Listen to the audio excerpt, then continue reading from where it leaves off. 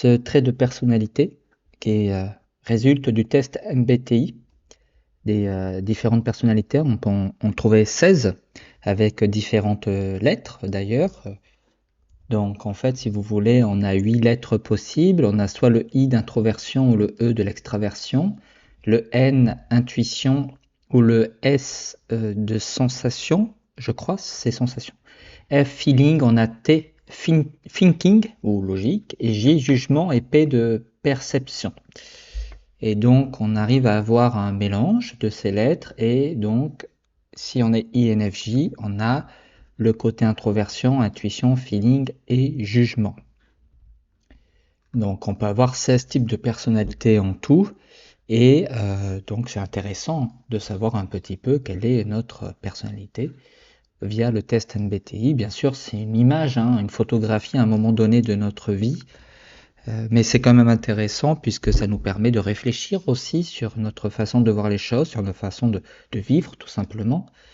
Et donc ça permet, en tout cas moi je le perçois comme une ressource très utile, ce test de personnalité, mais il ne faut pas évidemment le considérer comme quelque chose qui définit réellement notre personnalité. Je crois pas, mais en tout cas ça reste intéressant.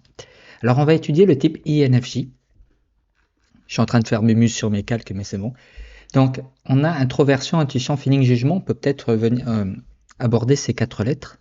Introversion signifie que le INFJ est de nature plutôt introvertie. On verra après la dominante et l'auxiliaire. Introversion veut dire que l'INFJ souhaite prendre régulièrement du recul sur sa vie, en s'isolant parfois, voire souvent quand il est un petit peu à bout, mais en tout cas se consacrer du temps pour lui, pour des activités qu'il aime, qu'il peut pratiquer seul ou avec un petit cercle social, côté introversion, qu'on peut mettre en comparaison au côté extraversion de personnes qui se nourrissent et qui apprécient les interactions sociales. Le côté N d'intuition fait appel à l'abstrait, à l'imaginaire, à la créativité, plutôt que des personnes qui sont plus dans le concret, dans les résultats immédiats. Le feeling fait appel au sentiment, à la morale, je crois aussi, à l'impact de nos choix ou de nos actions sur les autres, en tout cas de la prise en compte de autrui dans nos interactions, en tout cas de manière très forte. Et jugement, c'est le côté ordonné, structuré de l'INFJ, qui apprécie avoir un environnement ordonné, en tout cas avoir une clarté sur son mode, sur sa vie en fait, et les actions qui en découlent de sa vie. Voici un petit peu les 4 lettres qui résument le INFJ. Donc si vous obtenez ces 4 lettres, vous êtes donc de ce type de personnalité qui est le plus rare. Et oui, l'INFJ, le type parmi les 16, je l'ai peut-être pas dit, mais il y en a 16 en tout. L'INFJ est le plus rare des 16. Alors, comment ça se vérifie? Ne me demandez pas, je n'ai pas fait d'enquête ni de sondage, mais en tout cas, d'après ce que je peux lire, c'est le plus rare, et les hommes encore plus rares que les femmes. Donc si vous êtes comme moi INFJ mâle, eh bien vous êtes très rare. Est-ce que c'est un avantage? Peut-être. Est-ce que c'est un inconvénient? Peut-être. Chacun a ses forces et ses faiblesses d'ailleurs. En tout cas, c'est rare. Voilà. Et d'ailleurs, l'INFP aussi, il y a une seule lettre qui change, c'est le J qui se transforme en P. Il est rare aussi. Disons que les NF, les INF, on va dire, sont rares. Ils sont assez rares.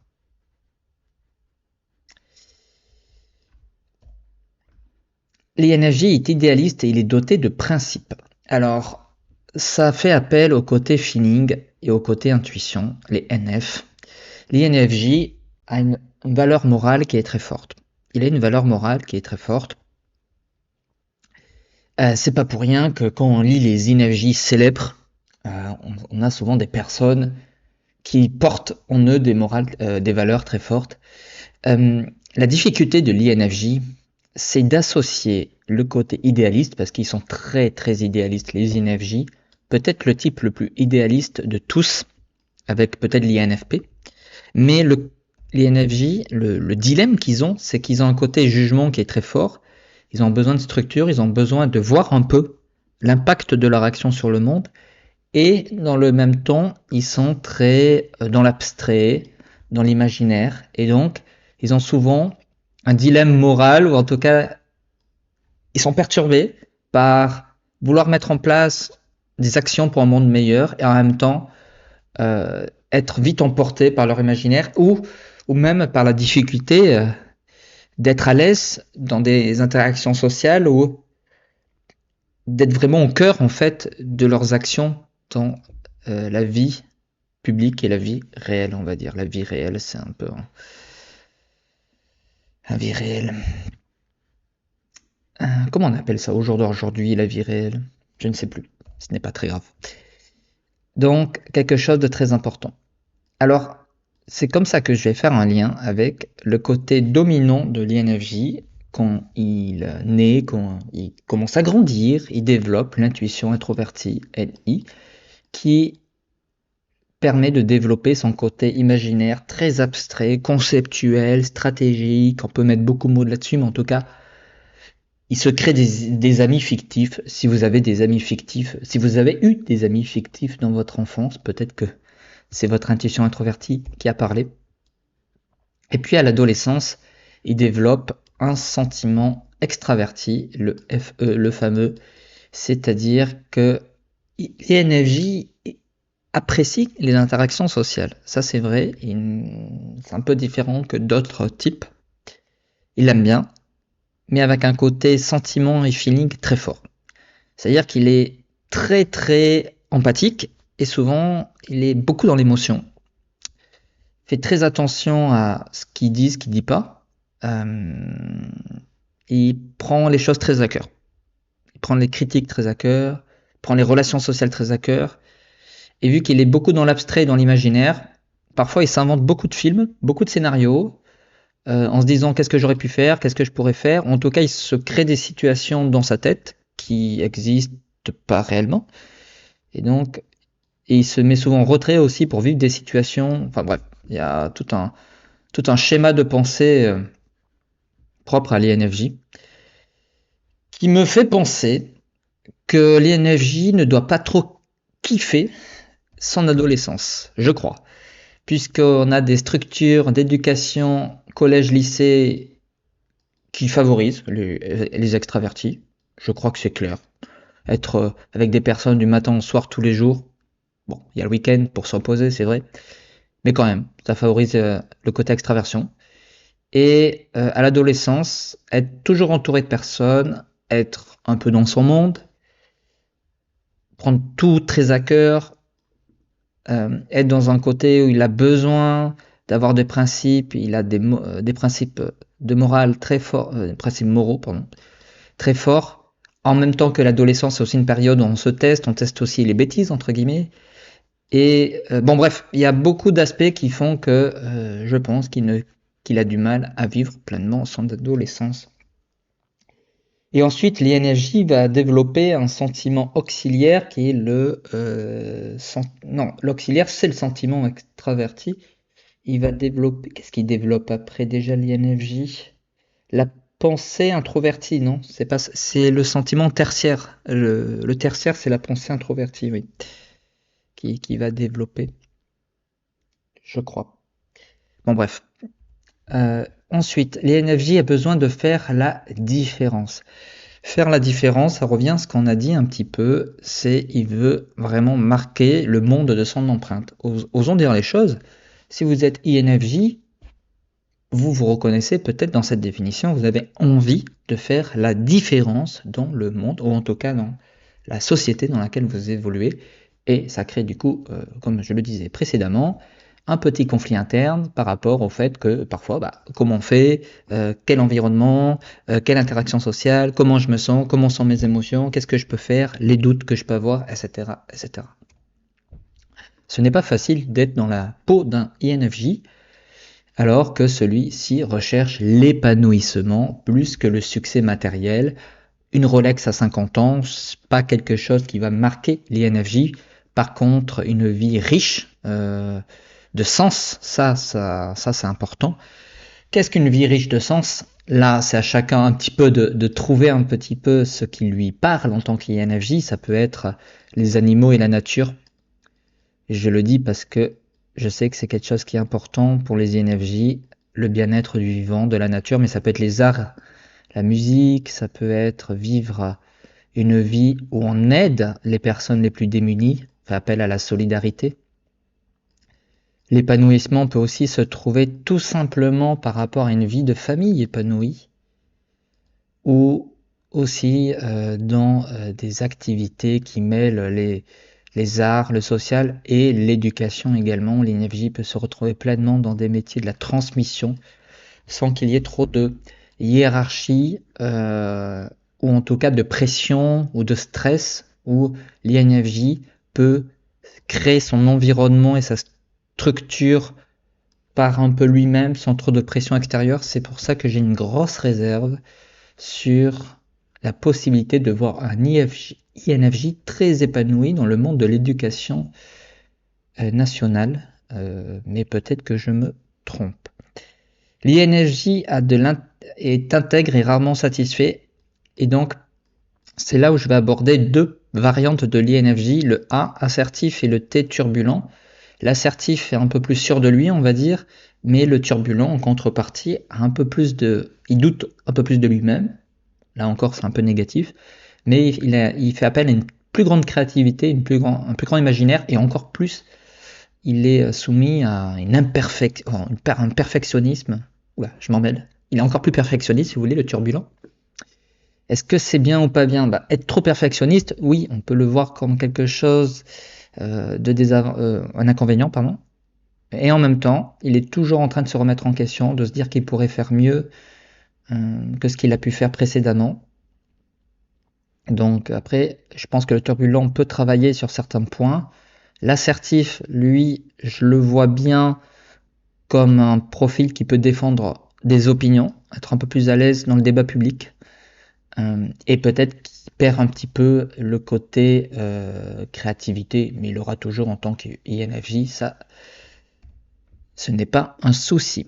L'INFJ est très consciencieux, ça vient du côté jugement.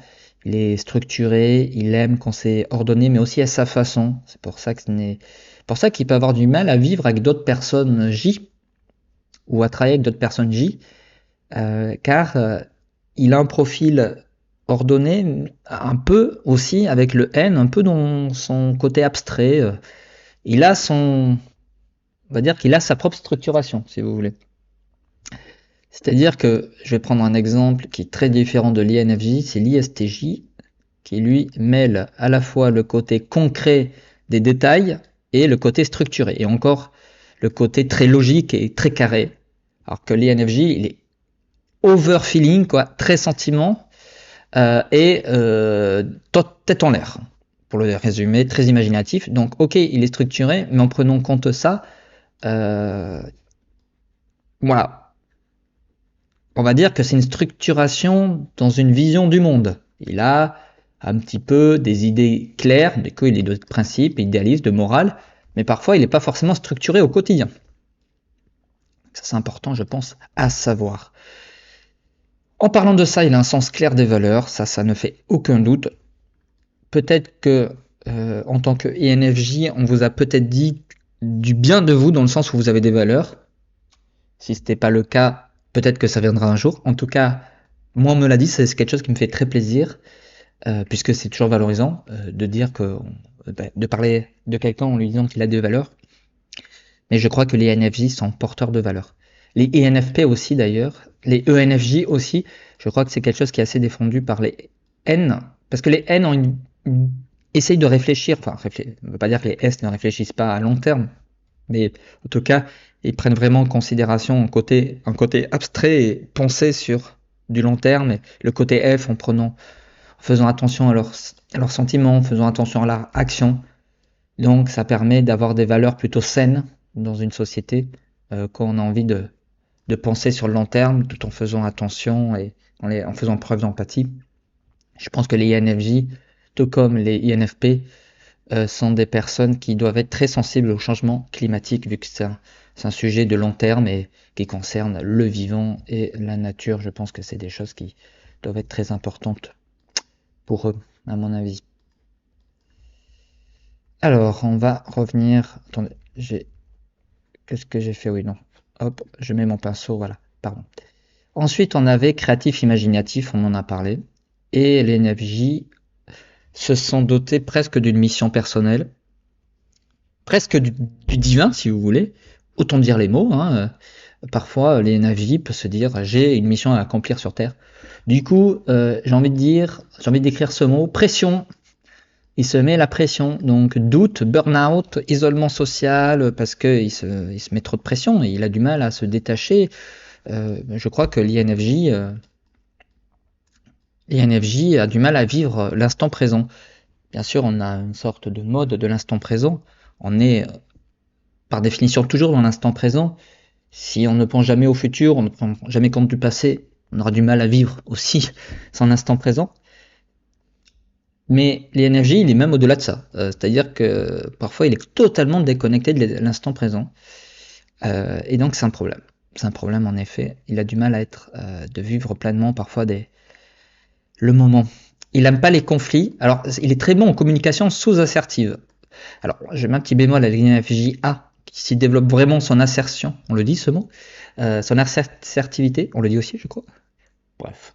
S'il développe vraiment ce côté-là, il peut être quelqu'un de très intéressant dans le débat public.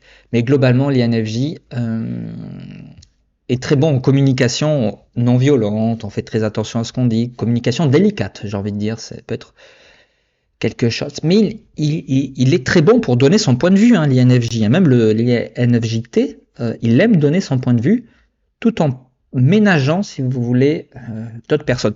Alors attention, il ne faut pas non plus bloquer ses principes et ses valeurs. S'il tombe sur des personnes qui sont à l'encontre de ses principes et ses valeurs, il peut se mettre en mode un peu ronchon, un peu grincheux, en mode allez, il peut piquer, mais généralement, dans, presque dans toutes les situations, dans des débats, dans des échanges, etc., il est content qu'on lui demande de donner son point de vue et il sera souvent assez bon en éloquence, les NFJ, puisqu'il est capable de formuler des idées, son côté N, hein, il fait preuve de créativité, il est souvent intéressant dans ce qu'il dit, il arrive à bien ménager le sentiment des autres, donc il cherche souvent l'harmonie, donc dans les échanges, il va pas apporter, il apporte, comment dire, il apporte une bonne dynamique, voilà, aux échanges.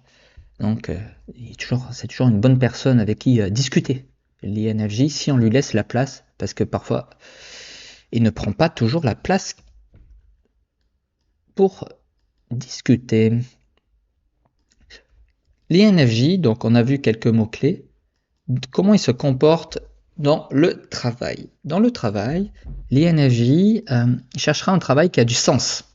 Ça, c'est clair. Le sens, l'utilité. Le sens et l'utilité, je pense que c'est des choses importantes. Être écouté, avoir une ambiance harmonieuse de travail.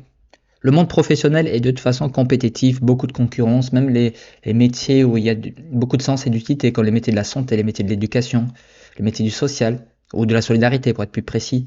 Il y a beaucoup de pression, on peut aller voir les hôpitaux, je parlais de l'éducation nationale, mais on peut parler aussi d'associations de solidarité. C'est difficile de dire un métier qui correspondrait bien à l'INFJ. Il y a des métiers de l'art, mais c'est difficile puisqu'en effet, souvent, il faut être indépendant. Et puis l'INFJ aussi peut douter beaucoup de ses capacités. Donc, il n'y a pas un métier idéal pour l'INFJ, ça c'est clair. Par contre, il y a des orientations, c'est clair et net. L'art, l'éducation, la santé. Oui, l'INFJ aura du mal à être mécanicien ou à être bricoleur ou électricien. Ça peut arriver. Mais c'est vrai qu'il sera plutôt intéressé par des métiers à fort impact, où il y a de la créativité, où il y a de la transmission, où il y a un sentiment d'épanouissement, où il y a également des valeurs qui sont défendues à travers un travail. Ensuite, les NFJ, il peut compter, et je pense que c'est ça qu'il doit aussi développer, surtout les NFJT, sur le côté jugement et sur la gestion émotionnelle, également sur le côté feeling. C'est-à-dire que dans la vie professionnelle, eh bien, il y a toujours des moments où ce n'est pas simple. Et donc, arriver à prendre du recul, à se dire que ce qui arrive pendant une journée ne définit pas qui je suis. car sinon les INFJ sont quand même relativement proies à faire des burn-out, pas des burn-out, puisqu'ils sont très sensibles, ils doutent beaucoup, ils sont rarement satisfaits, ils prennent les choses à cœur, ils se replient souvent. Donc, oui, ça fait une bonne proie au burn-out, ça, les INFJ. Donc, si vous avez vécu un burn-out, eh bien, ne vous dites pas que tout est votre faute. C'est aussi parce que vous avez aussi un tempérament, eh bien, qui favorise finalement le retrait, puisque vous prenez beaucoup les choses à cœur et que c'est un peu, le monde professionnel est dur, hein. Le monde professionnel est dur. On a la société, là. J'ai du mal à savoir comment commencer ma phrase, mais on vit dans une société qui a construit un petit peu des règles, qui a construit aussi une éducation, collège, lycée, qui favorise les extravertis, hein. Un monde professionnel, des activités professionnelles, qu'est-ce qui est utile aujourd'hui pour le travail, etc. Et donc l'INFJ a du mal, oui, c'est un type de personnalité, par ses valeurs, par ces 4 lettres qu'on voit ici, qui a souvent du mal à se retrouver au final dans le monde professionnel d'aujourd'hui. Donc il se débrouille avec ses forces et ses faiblesses. Parfois il change, il se crée soi-même son art ou se lance en indépendant. C'est peut-être ça, peut-être finalement euh, une bonne vocation pour l'INFJ. C'est difficile à dire. Sur le plan d'amitié amoureux, l'INFJ c'est pas évident, hein, sur le plan amoureux, dans le sens où il imagine beaucoup de choses et puis il fait très attention aux sentiments, donc il a du mal à s'engager, il a du mal à prendre des décisions également, même s'il est dans le jugement, il est structuré, mais il a quand même un sentiment d'impact de ses choix qui sont très forts, donc qui bouleversent donc sa prise de décision. Il est un peu romantique, voire carrément romantique, l'INFJ. S'il peut avoir une personne et l'aimer toute sa vie, ça serait très bien. Mais il peut aussi avoir plusieurs partenaires. Ce qui est important pour lui, c'est d'être fidèle à ses principes et à ses valeurs morales. Il aura en tout cas du mal à être un petit peu en phase parfois avec des discours un peu crus sur l'amour ou les relations. Voilà. Il sera toujours dans un côté un peu rêveur, souvent par rapport à ça. C'est souvent, pas toujours, souvent. Sur le plan des amitiés, il aura des amis. Alors, avec quelle lettre s'entend l'INFJ pour les relations amoureuses? Je ne sais pas, honnêtement. J'ai entendu dire qu'il s'entendrait bien avec les F ou des I ou d'autres J. Mais je considère qu'il n'y a pas dans l'amour. Vous allez voir, c'est beau ce que je vais dire. Dans l'amour, c'est pas les lettres qui comptent. Non, en fait, c'est pas du tout beau. Alors, en amitié, l'INFJ peut s'entendre avec beaucoup de gens. Alors, il aura du mal parfois avec les S, pas tant avec les S, mais avec les STJ. Ça, certainement qu'il aura un peu de mal, puisque c'est des personnes qui sont un peu moins empathiques et très, très terre à terre.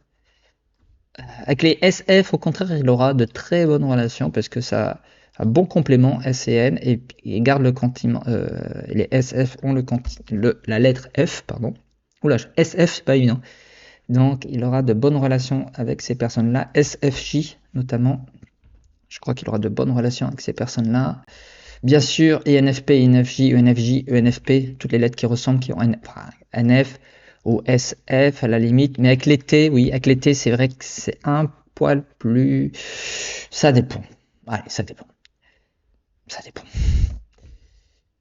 Sur le côté argent, on l'a vu. Voilà. On a fait un petit tour sur les INFJ. Donc, j'espère que ça n'était pas trop long. Pour conclure, ce que j'aimerais dire, c'est si vous êtes INFJ, soyez fiers de vous. Vous êtes rare. On est rare, je m'inclus dedans. On a des qualités qui ne sont pas forcément les plus mises en avant dans notre société. Mais elles sont là. Il ne faut pas s'excuser pour ce qu'on est. On a des choses à faire valoir. On va se débrouiller comme on peut pour survivre dans un monde de requins professionnels, quitte à parfois créer nos propres activités. On a des contraintes financières. On part pas tous du même point de départ. Certains peuvent se permettre des choses, d'autres non. D'autres doivent absolument travailler quitte à prendre un peu n'importe quel job. C'est pas facile. On peut être soumis à du burn-out, on peut avoir des relations difficiles amoureuses on a du mal à s'affirmer, même si on peut travailler dessus, c'est pas évident.